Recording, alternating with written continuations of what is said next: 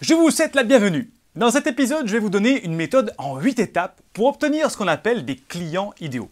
C'est-à-dire le client qui vous achètera vos produits ou services au meilleur tarif et qui deviendra un fan sur le long terme.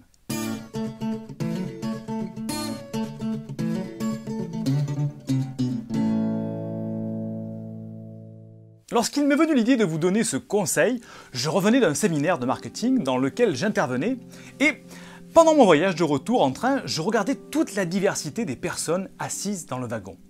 Ça m'a fait penser que souvent, les entrepreneurs ne comprennent pas l'importance de se spécialiser et de cibler leur client idéal.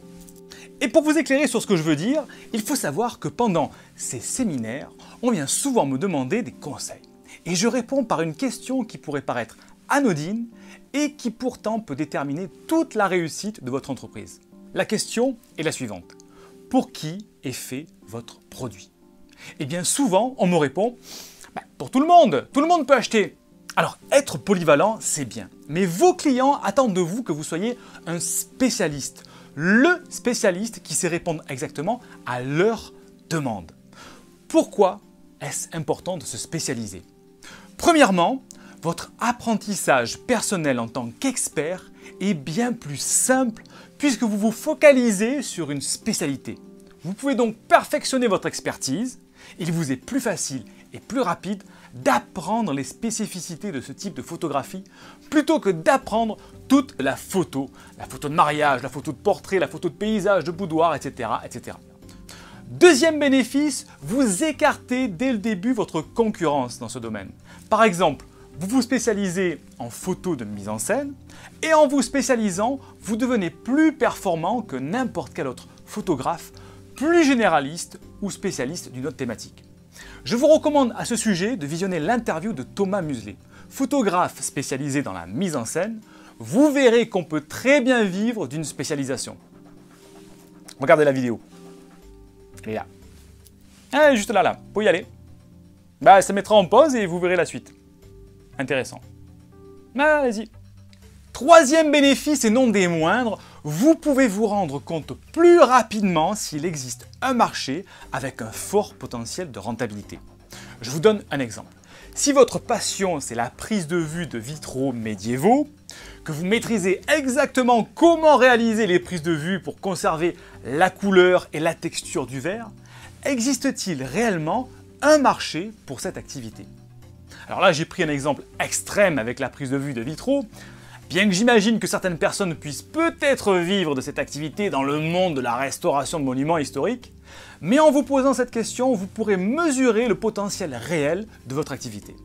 Un de vos objectifs principaux est de vendre. Pas de marché, pas de clients, pas de vente et vous mettez la clé sous la porte, plus de maison, plus de manger. Et là, je voudrais faire une parenthèse pour les personnes qui crieraient au scandale de parler d'argent dans l'art de la photo. C'est réducteur de penser ainsi et ça pourrait biaiser la créativité des images, etc., etc. Et là, je suis désolé de le dire sans pédagogie. Mais ceux qui n'ont pas compris que pour vivre de la photo, il faut gagner de l'argent et que gagner de l'argent, ce n'est pas le mal, si vous faites ça de manière éthique, eh bien je vous dis, vous n'avez pas encore atteint le bon niveau de maturité et de réflexion, si je peux dire. Alors, je ferai un épisode complet au sujet de l'argent et vous verrez que l'argent n'est pas une finalité. C'est une conséquence de votre travail et de votre passion, menés tous deux avec stratégie. Bref, fin de la parenthèse. Donc, je vous donne maintenant la méthode en 8 étapes pour cibler efficacement votre marché et obtenir ce qu'on appelle les clients idéaux.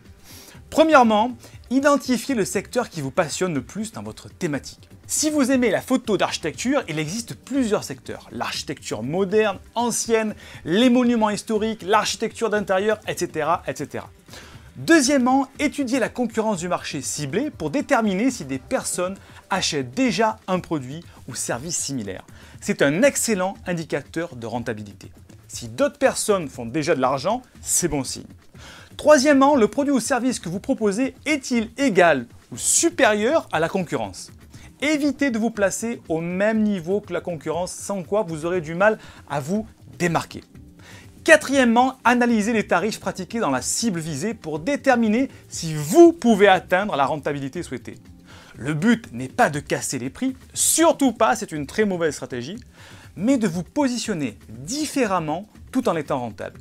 Cinquièmement, posez-vous cette fameuse question: qui achètera votre produit ou service? Si vous ne trouvez pas la réponse, c'est déjà mauvais signe. Si vous dites tout le monde, c'est que ce n'est pas assez spécialisé. Sixièmement, déterminez comment achètent les clients que vous ciblez. Par quel réseau, quel site web, quel magasin, quelle agence, etc. etc.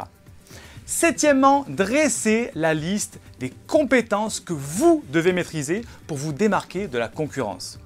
Huitièmement, vérifiez finalement si ce marché n'est pas déjà saturé. Vous pouvez aussi étudier si ce marché est en croissance ou en déclin. Et voilà, maintenant c'est à vous d'appliquer ces conseils. Ne soyez pas des spectateurs inactifs. Appliquez ces conseils pour cibler avec précision votre marché, déterminer quelles prestations ou produits vous allez proposer pour vous distinguer de la concurrence. En effectuant dès à présent cette réflexion, vous placerez dans la bonne niche en dehors de la concurrence et vos clients seront prêts à payer le prix fort pour un expert de la spécialité. Et comme toujours, vous avez la liberté de télécharger une formation gratuite en vidéo en cliquant sur le lien qui s'affiche ou en vous rendant sur bit.ly/formation gratuite. Je vous dis à très vite. Yeah!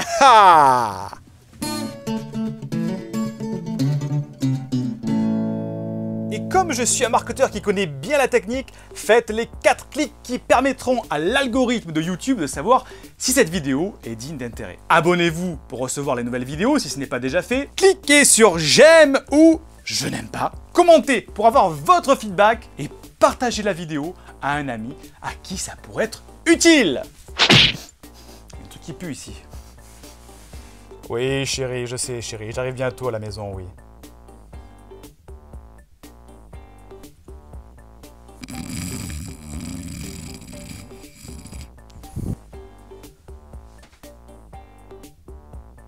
Mais entre nous, c'est pas possible.